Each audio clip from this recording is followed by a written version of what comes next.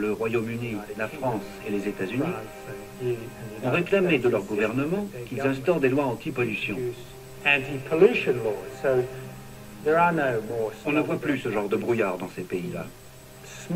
Le smog n'était pas un événement naturel, c'était de l'air très humide, saturé de pollution industrielle.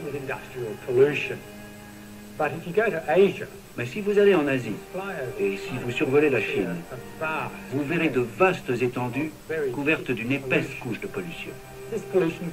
Or, cette pollution contribue au maintien d'une température plus fraîche. Et de ce qui se passera quand le gouvernement chinois suivra la voie des gouvernements des pays riches et prendra des mesures pour purifier l'air. Car si le smog disparaît en Chine ou en Inde, la planète se réchauffera davantage.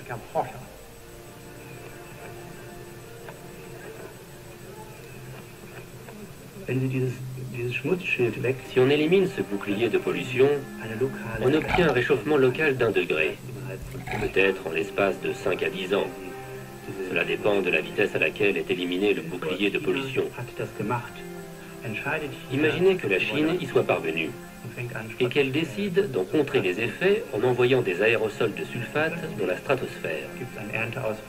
Et soudain, les récoltes sont perdues aux États-Unis, comme ce qui s'est passé en 2013. À l'époque, c'était peut-être des fluctuations naturelles. À l'avenir, dans ce scénario, on ne saurait pas si ce sont des fluctuations naturelles ou si ça a été provoqué par la géo-ingénierie réalisée par la Chine. Est-ce que la Chine va choisir un moyen, comme la gestion du rayonnement solaire, et apporter sa contribution au monde pour le contrôle de l'augmentation de la température? Nous, Chinois, sommes relativement plus prudents et préférons marcher avec des pas plus stables. Pour le moment, le niveau de connaissance scientifique n'est pas suffisant pour que les décideurs puissent en juger. Nous devons combiner la prudence avec le courage de faire avancer la recherche, en reliant la culture et la science de l'Orient et de l'Occident. Il nous faut échanger. Si les échanges commerciaux fonctionnent à plein régime, la division Nord-Sud perdure à propos du dérèglement climatique. Comment imaginer un accord pour contrôler le thermostat mondial? Et si on pouvait le faire, qui réglerait le thermostat? Pour les jeunes qui nous regardent, c'est comme ça qu'on réglait un thermostat. Est-ce qu'on veut que les températures restent au niveau actuel? Ou qu'elles augmentent parce que des pays de l'Arctique veulent exploiter ces ressources? Ou qu'elles baissent parce que des populations souffrent déjà du réchauffement, surtout dans les archipels qui menacent de disparaître sous les eaux?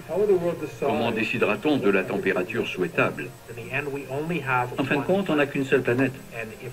On ne peut pas autoriser l'emploi de technologies aussi puissantes sans risquer un désastre si les États se considèrent comme des entités souveraines, libres de faire ce qu'ils veulent.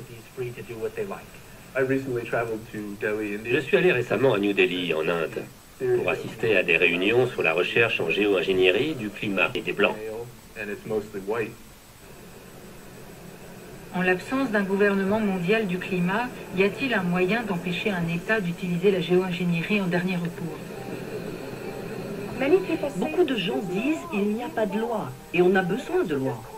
Mais il y a déjà beaucoup de lois en vigueur quand on regarde nos politiques environnementales. De nombreux pays ont des procédures d'évaluation des répercussions environnementales et ont mis en place des mesures pour protéger l'environnement et la santé. Ce sont des règles sur lesquelles on peut s'appuyer. Actuellement, il n'y a pas de règles spécifiques sur la géo-ingénierie au niveau international, mais il y en a beaucoup au sein de l'Union européenne qui peuvent nous aider à faire face à ce problème.